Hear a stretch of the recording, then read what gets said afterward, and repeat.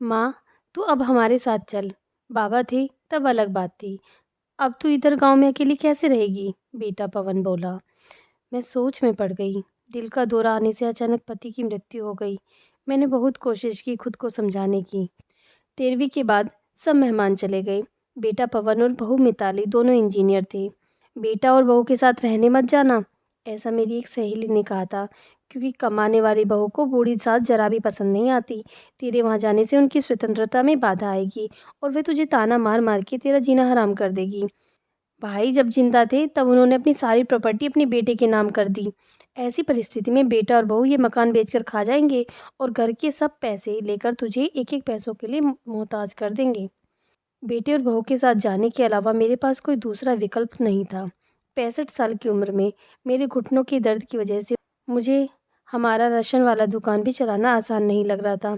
13वीं का पूरा खर्च बेटे ने उठाया था, पर छोटे मोटे खर्चों के लिए बेटे के सामने हाथ फैलाना मुझे पसंद नहीं था और मैंने अपने बचे हुए पैसे सब खर्च कर दिए।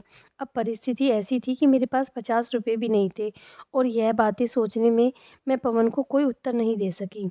इतने में मिताली बोली, माँ मुझे बताओ कौन सी साड़ी रखनी है, मैं आपका बैग पैक कर देती हूँ। जब मिताली ने ऐसा कहा तब मैं उसे कुछ भी न कह पाई। चुप रहकर उनके साथ मुंबई आई। पवन और मिताली यहाँ दोनों मेरा ख्याल बहुत अच्छे से रखते थे। हम सब साथ बैठकर खाना खाते थे। उनकी याद नहीं आनी चाहिए इसलिए दोनों मुझे बहुत खुश रखने का प्रयत्न करते थे। मेरा 7 साल का पोता रेहान तो दादी दादी कहते हुए मेरे आगे पीछे घूमता था।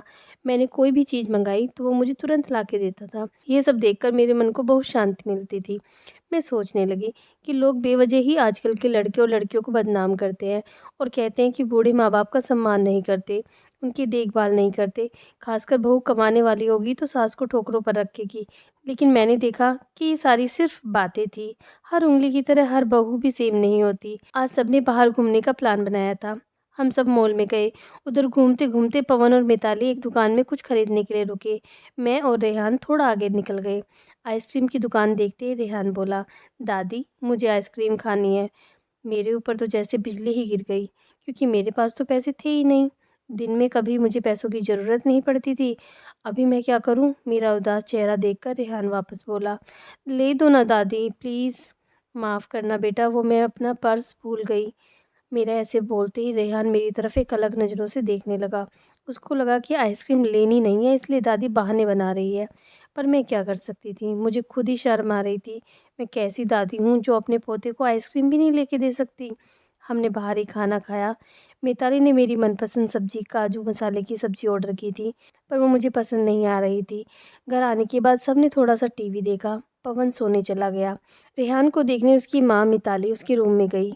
मैं भी मेरे रूम में सोने जा रही थी, तभी मुझे रेहान की आवाज़ सुनाई दी, मम्मी दादी बहुत कंजूस है। तू ऐसा क्यों बोल रहा है? हाँ मम्मी, जब हम मॉल में गए थे तो मैंने दादी से आइसक्रीम मांगी थी, तो वो कहने लगी कि मैं अपना पर्स घर भूल गई हूँ। यह अच्छा है क्या मम्मी? कंजूस दादी। रेहान क्या है? दादी के बारे में ऐसा बोलने से पहले तुमने सोचा नहीं क्या? तेरी दादी इस वक्त कितनी दुखी है, तू समझ नहीं सकता। दादी को कितना दुख है बेटा। दादी और दादाजी गांव में एक साथ रहते थे, तभी अचानक दादाजी हम सबको हमेशा के लिए छोड़कर चले गए। जिस व्यक्ति के साथ हम 24 घंटे साथ रहते हैं, साथ उठना साथ बैठना खाना पीना हम सब साथ करते हैं, हम सब अपना सुख दुख बांट लेते हैं, वही व्यक्ति जब अचानक से हमें छोड़ के चला जाता है तो कितना दुख होता है। तू अभी नहीं समझ सकता। सोच, अचानक तेरी मम्मी पापा तेरे से बहुत दूर चले जाएं, इतनी दूर कि वो कभी वापस ना आ पाए, तो तब तुझे कैसा लगेगा? बुरा लगेगा क्या? नहीं मम्मी, मैं तुम दोनों के बिना नहीं रह सकता, रेहान बोला। बेटा फिर सोच, दादाजी के बिना तेरी दादी कैसे रहती होगी? ऐसी परिस्थिति में वो अपना पर्स भूल गई होंगी। तूने उनको कंजूस कहा, उनका प्यार नहीं देखा तूने? जब भी तुझे स्कूल आने में 5 या 10 मिनट भी लेट हो जाता है, तब वे बालकनी में खड़ी होकर तेरी राह देखती हैं। उनकी घुटनों में दर्द होता है तब भी। बेटा, किसी के बारे में अपनी राय बनाने से पहले उस व्यक्ति के दृष्टिकोण से सोचना चाहिए। यह बातें सुनकर मुझे मेरी बहू पर बड़ा अभिमान हुआ। उसकी जगह मैं होती तो कदापि मैं अपने बेटे को इतने अच्छे तरीके से समझा नहीं पाती। दूसरे दिन सुबह पवन ऑफिस चला गया और रेहान स्कूल। मिताली ऑफिस में जाते जाते मेरे हाथ में कुछ पैसे देने लगी। ये क्या है बेटा? मुझे पैसों की क्या ज़रूरत है? मैं बोली। माँ, किसको कब पैसों की ज़रूरत पड़ जाए, कह नहीं सकते।